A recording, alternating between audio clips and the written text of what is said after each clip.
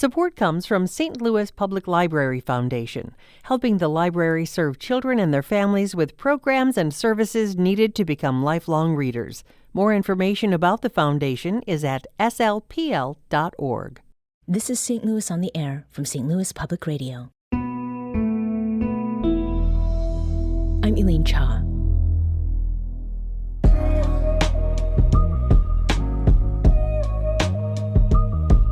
If you've tuned into St. Louis on the Air's monthly music episodes, our next guest's voice may be familiar to you, and that's the voice of Brianna Brown, also known as BB, the Neosoul.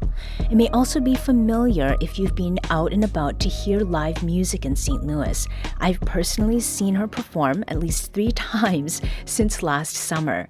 But I've recently learned that Brown is a proud graduate of Central Visual and Performing Arts High School, and she now serves as its artistic director. Next Tuesday, she's hitting the stage at the Sheldon Concert Hall for something of a full circle moment. That's when she and CVPA students will put on a benefit concert to raise money for the arts departments at the school. The show is called Live the Dream.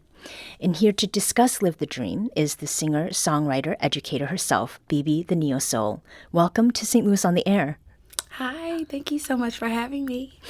So, BB, your benefit show for CVPA is May 20th, and you're raising funds for the arts, plural, arts departments that you lead now as the school's artistic director. But, as we noted in the introduction, you are a proud alumna of the school, too. What is the reality of what you and your colleagues are facing that led you to say, it's time for us to hit the stage? Absolutely. So generally, at this time, how do I put it? When we're looking ahead toward what we want to do with our programs and how we want to move forward and invest in our students, of course, that requires funding. Mm-hmm. So coming into this role this year, that was a goal of mine, to make sure that we had the funds that I know that it takes to be able to have the opportunities and create the experiences and provide the resources to these students that they need to be able to grow in their individual art. And what is it that the money pays for? Absolutely. So things like registration for conferences, being able to afford and pay for transportation to opportunities for performance opportunities. If they're offered to us and they're not providing us with transportation, we'd have to pay for that ourselves. Being able to cover food and just those types of general costs for when we're holding students 12 plus hours a day for performances. And so after lunch and they're performing in the evening, we have to feed them some more. Making sure all of those types of bases are covered, making sure students have access to the instruments that they're interested in learning more about, and of course, the new technology that is always kind of up and coming, especially within the visual arts industry and in music. Now, obviously you understood what your duties would be as artistic director when you accepted the job, and it was just this past school year that you started, right? Correct. What was your experience as a student, if we kind of rewind to the early 2010s? What was it like to be at CVPA then? It was very exciting. I remember my 8th grade year, I was focused on like training to become a performing arts high school student. I would study Fame. I would watch Fame, the movies and the TV shows. Okay. All the time. You went way back. Yes. Okay. There was a show during that time called Taking the Stage that followed students at a performing arts high school. So I would also watch that and just kind of taking in as much information about the culture that I was getting ready to get into. And then being there my 9th grade year starting off, it was exactly that experience. What I experienced on Fame, literally on the first day of school, I will never forget, they were dancing in the cafeteria. And I was like, yes, okay, this is what I wanted. Just like dancing to something in particular? Yeah, dancing to the music. Yeah, they had music playing. Somebody had like a radio or whatever, a speaker, and they were like voguing in the cafeteria. Oh, okay. First day of school. Yeah. And I was like, yep, I'm in the right place. So that was your experience as a student. At that time, what was your understanding of what the educators there needed to do in order to ensure that you and your classmates got what you needed when it came to transportation, or what you noted about conference fees, even costumes and things like that? They were always steps ahead, it seems. We had, as students, we had dues that we had to pay. So like at the beginning of the year to kind of prepare for the activity costs that come along with some of these opportunities. But it seems like outside of like the dues, everything was covered. And that leads me to believe, whether it's from the money that was coming into the school from the performances through ticket sales, but that there was a foundation of some financial support for each department to pull from, and be able to offer us opportunities that we were able to just float into from what they had. Yeah. Now, when you first put the word out about this benefit show on your Instagram page, you shared that as a senior at CVPA, this is in 2014, you performed your first headlining show. That show was at the Sheldon, and it was called Live Your Dream. How did that first show shape the artist? Let's talk about the artist part first. How did it shape the artist that you've become today? I think that it was my first culminating experience of what it meant to be a performing and recording artist. It was my senior year in high school. I had been singing with the school and the students, and I was able to catch the attention of Mr. Tony Thompson, who has always been doing incredible things in the community, but also has Kwame Building Group. From Building Group, he also had the Kwame Foundation, and through that foundation, he was able to pour resources into me to kind of continue my journey as an artist. The Kwame Foundation is who put on the first Live Your Dream concert and had selected me to receive scholarship to continue on as an artist after graduation. So it really was community and village making that happen? Absolutely. And you said it was the first Live Your Dream? Yes. So how many, has this been an annual thing? There were a number of them after I graduated. I did not stay as involved at that time as I was transitioning into college and figuring out life outside of high school. But I do know that I was the first and that there were others. I'm not exactly quite sure when it stopped, but I did love knowing that it had continued. So that's why I was like, let's bring it back. Yeah. When you were a teen about to graduate from high school, Bibi, did you already know that you would want to find some way to return to CVPA as an educator? I did not know that I wanted to return as an educator, no. I knew that I wanted to be able to stay in the CVPA community. I was close and had relationships with underclassmen, so wanted to continue to support them and just support the school and be able to give back however I could. Never imagined it would have been in this capacity as an educator, but I did always want to kind of stick around and help however I could. Yeah.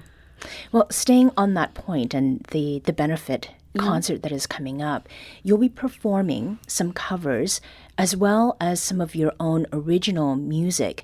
And one of those originals will be your song Sugarcane, which was released in March last year. Yes. Sugar, sugar, sugar, how you get so fly? You know you are my favorite kind of candy sweet, but you occur naturally.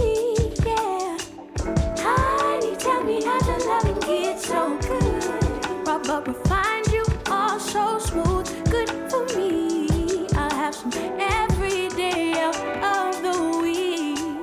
So tasty, can't get enough. And you keep filling up my cup.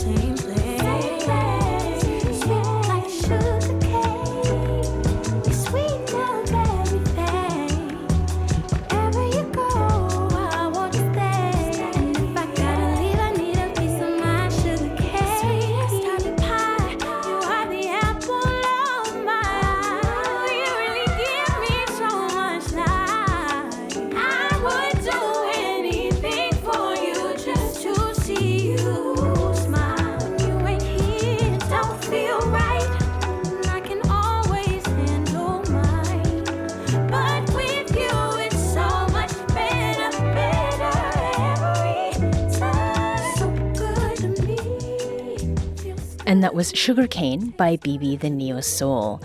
When she's not singing her heart out on stage, she's the artistic director at Central Visual and Performing Arts High School. And on May 20th, she'll be hitting the stage at the Sheldon for a benefit concert for and with her CVPA students and colleagues. And that show is titled Live the Dream. So, BB, the benefit show, in so many ways, you are living your students' dream of being a recording artist who performs their own original music on some of the city's biggest stages. Mm-hmm. And last year, you were at Music at the Intersection, now known as MATI. Mm-hmm. Will any of your students be joining you? Will they be next to you on stage? Yes, I will be performing with my students, and I'm really excited about that.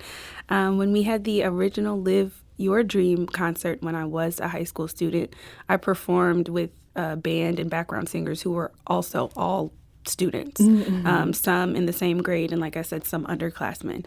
So I wanted to kind of include that element of focusing on the students. Like, yes, it's my show. I'm glad, grateful, so grateful to have the platform. But I definitely wanted to showcase why I wanted to be there for that day and kind of focus in on them. Yeah. Your performances include dancers. Will there be dancers too? I could tell you. Oh. I could tell you, or I could encourage everybody to go ahead and buy their ticket and join us and find out. That was not a setup, just to be very clear. No, have your students told you what they think of your song, the one that we just played, Sugarcane? I mean, what were their reactions when you first rehearsed? So they actually have not heard me rehearse any of my original music. However, as I have talked about my artistry, there have been some students who have gone and done their own research and found some of my music. And there have been a couple of different days where in the morning I'll see some students and they're like, Miss Brown, I was just listening to you in the car. Or they'll walk past me and they'll be singing the song. I'm like, yeah, I was just listening. And I think it's the sweetest thing ever. The fact that they call you Miss Brown and also Miss BB. Yes. You know, it asks you, like, what do they call you? Mm-hmm. That's, and it just captures so much of what you are bringing to the school as a performer, you know, as someone who is educating them and really supporting them, having been through the school yourself. Mm-hmm. Now, another one of your original songs that is on the set list for May 20th is called I Wantcha. I believe we could be. Oh boy, just wait and see. I know it's unexpected. Yes, it happens suddenly. I can't bear when you're too far. Got to be wherever you are. I think that you unlocked it. Got the key right to my heart. Can you say you do? This fate I did not choose, and this feeling I won't lose. I pray that I'm not being a fool now. I need you, yes, it's true. I want you.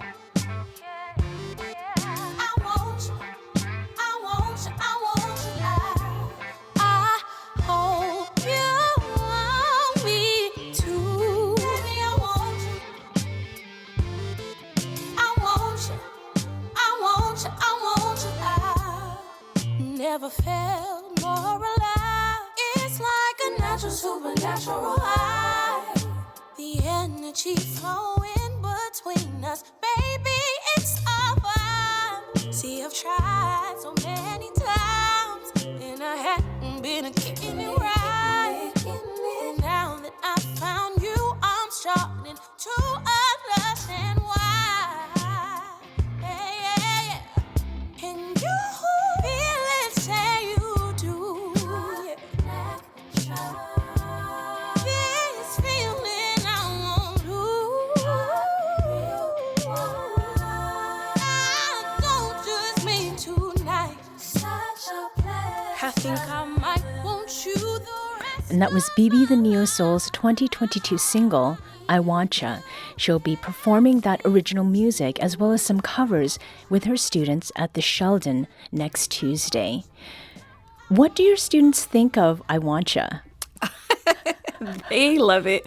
I definitely had a student come up to me and she was like so sweet. She was like, Miss Brown, I love that song that goes, I need you, yes, it's true. And I was like, oh my gosh, no, you really know it. So that was precious to me, but that's quite a few of my students' favorites. Mm-hmm. And at the end of I Wantcha, there's a string accompaniment. Mm-hmm. Will we get to hear that played live by your students at the concert?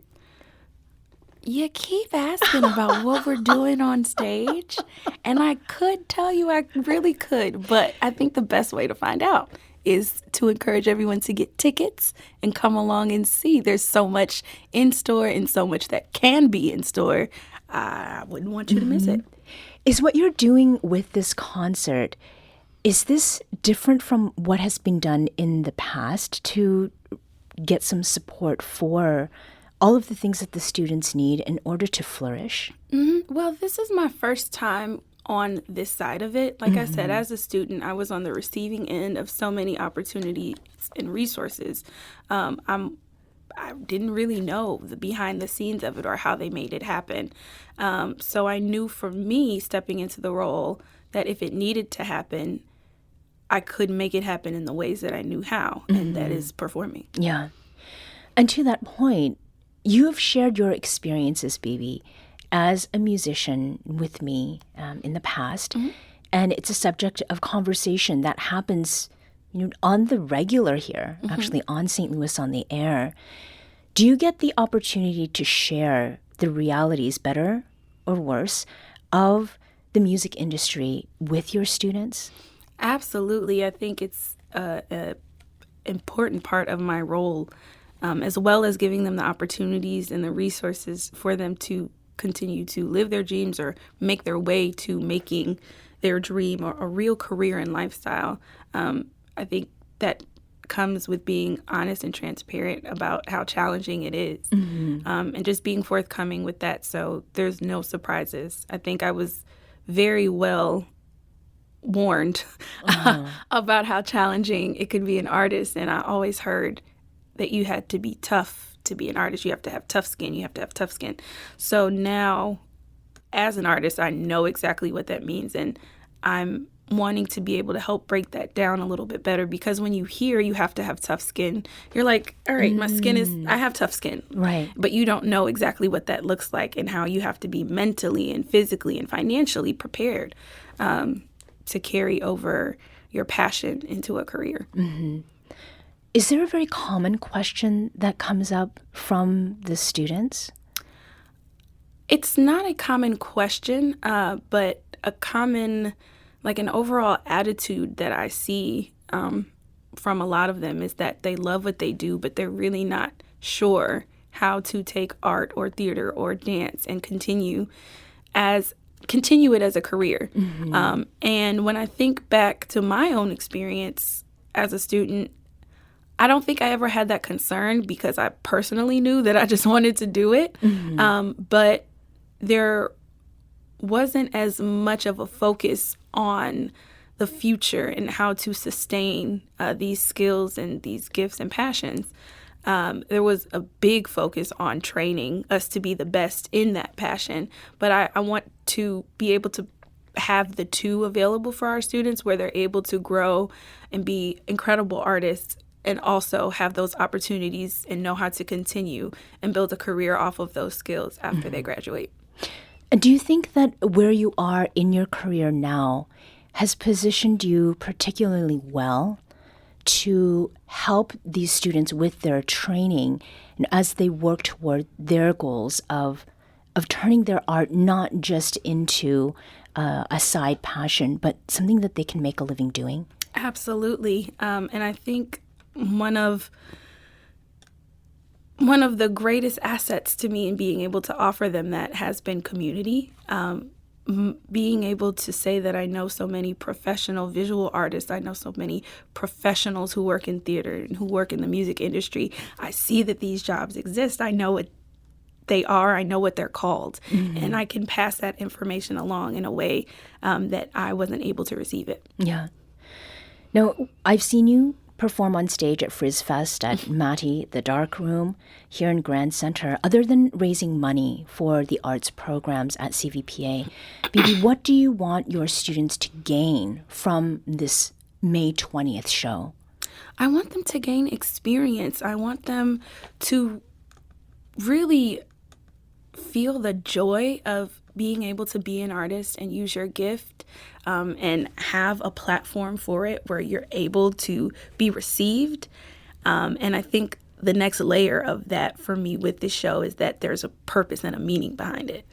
So that kind of, to me, is a big part of what makes being an artist so special, because we do have these gifts and these things that we can do and that we can entertain and bring joy, but we can also shed light, and we can also give our platform to those things that need the attention after we're able to accumulate it. Mm-hmm. And the last question, just 30 seconds. What are you most excited about doing with your students on Tuesday? Performing with them. We had rehearsal together yesterday, and it was immaculate. And I was like, wow, I can't wait to bring this on stage. So I'm ready to do that. Mm-hmm. Miss Brown, also Bibi, or Miss Bibi, thank you for joining us today, and best of luck with the benefit show next week. Thank you for having me. Bibi the Neosoul and her Central Visual and Performing Arts high school students will perform live at the Sheldon Concert Hall on Tuesday, May 20th. Tickets are available at MetroTix.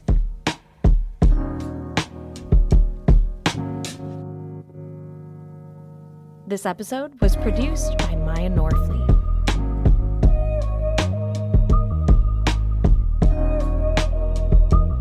Executive producer is Alex Hoyer. St. Louis on the Air is a production of St. Louis Public Radio.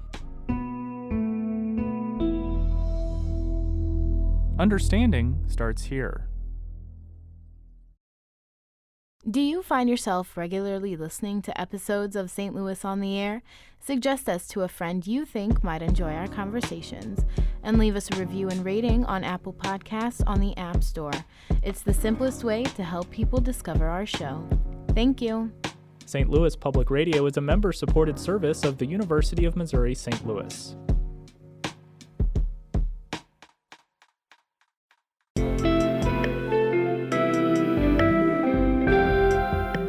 The Gateway brings you the day's news each weekday from around the St. Louis region and the state capitals in Jefferson City. Our schools are accredited. We don't need this bill. And Springfield. How many more years must pass before lawmakers see time is of the essence? I'm Abby Larico. Join me each weekday for The Gateway on the STLPR app or wherever you get podcasts.